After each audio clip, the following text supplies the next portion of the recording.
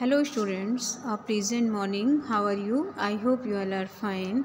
Students, in my previous video I have explained you chapter 6, the cost of anger, and now I am going to explain rest chapter.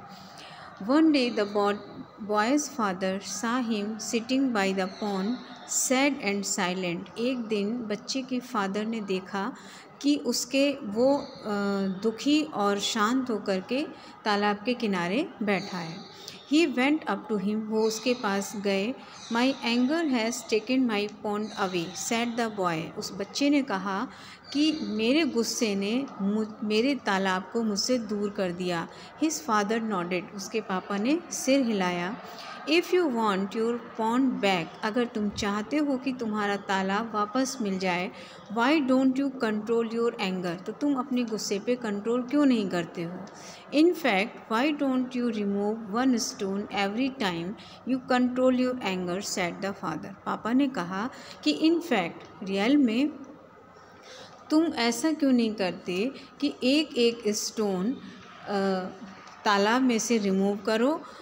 Every time you control your anger, अपने गुस्से को control करने के लिए हर बार एक एक stone तालाब में से निकालते जाओ. The boy like the idea, उस बच्चे को वो आइडिया पसंद आया. फ्रॉम दैट डे, और उस दिन से every time he controlled his temper he would run down to the pond. जब भी उसको गुस्सा आता उस दिन से तो वो अपने गुस्से को कंट्रोल करने के लिए तालाब के पास दौड़ के जाता. पिक अप वन स्टोन, एक पत्थर वहाँ से उठाता. And bring it back to the bank, और इस पत्थर को वो तालाब के किनारे पर डाल देता. Finally there were just a few stones left in the pond, और आखिर में पॉन्ड में कुछ ही स्टोन बचे हुए थे. बट दीज वर बाउल्डर्स, लेकिन ये क्या थे? ये बाउल्डर्स थे, बड़े बड़े चट्टान थे. The boy knew they would have to lie there, बच्चा ये जानता था कि वो वहीं पे रहेंगे. Because there was no way he could push them up the slope, क्योंकि देयर वॉज नो वे, कि कोई रास्ता नहीं है कि वो इनको धक्का दे करके किनारे पर ले जा सके. The pond was almost dry, तालाब लगभग सूख चुका था. It had been a dry and long summer, ये सूखी और लंबी गर्मियों का समय था. Then as if the clouds had been watching and waiting for the boy to finish his work. Then, और तब, एज इफ़, ऐसा लगता था कि जैसे the clouds had been watching, कि आज बादल भी उस बच्चे को देख रहे थे और वेट कर रहे थे for the boy to finish his work, कि ये बच्चा अपना काम पूरा कर ले. इट स्टार्टेड रेनिंग, और बारिश शुरू हो गई. मीन्स कहने का ये है कि बच्चे ने जब तालाब में से पत्थर निकाल दिए और 3 बाउल्डर्स बचे, तो ऐसा लग रहा था कि अब बादल भी इस चीज़ को देख रहे थे और वेट कर रहे थे कि जब बच्चा ये काम पूरा कर ले तो हम बरसना शुरू करें. The pond began to fill up, तालाब धीरे धीरे भरना शुरू हो गया.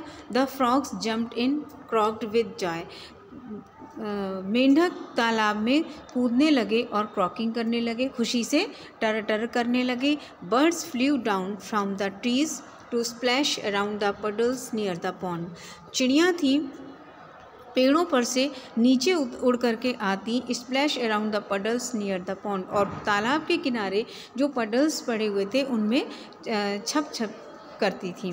The boy began to smile, बच्चे ने मुस्कुराना शुरू कर दिया. हिज फादर नोटिस्ड हिम, उसके पापा ने उसको नोटिस किया.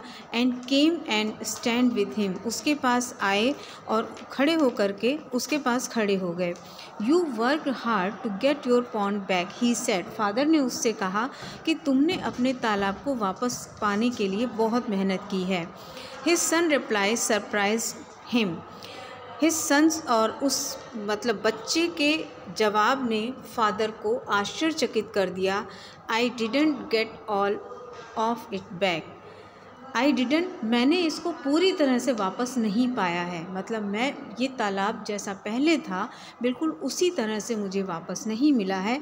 आई नेवर विल, और मैं कभी पाऊँगा भी नहीं. There are 3 huge boulders lying at the bottom, he continued, उसने लगातार ये बात कही कि इस तालाब के सतह में, बॉटम यानी निचली सतह में 3 बड़े बड़े बाउल्डर्स पड़े हुए हैं। My pond will never be the same, मेरा तालाब पहले जैसा कभी नहीं होगा। Those 3 rocks will be there to remind me not to get angry.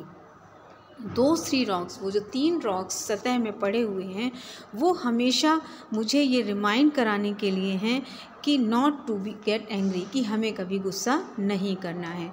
So students, I hope you understood very well the chapter that we should never get angry, हमें कभी भी गुस्सा नहीं करना चाहिए। If we get angry then we loss ourselves, अगर हम गुस्सा होते हैं तो हम अपना ही नुकसान करते हैं, हम अपने लिए ही नुकसानदायक होते हैं। सो your chapter is completed now, and I will explain exercises of this chapter in my next video. Till then, thank you and have a nice day.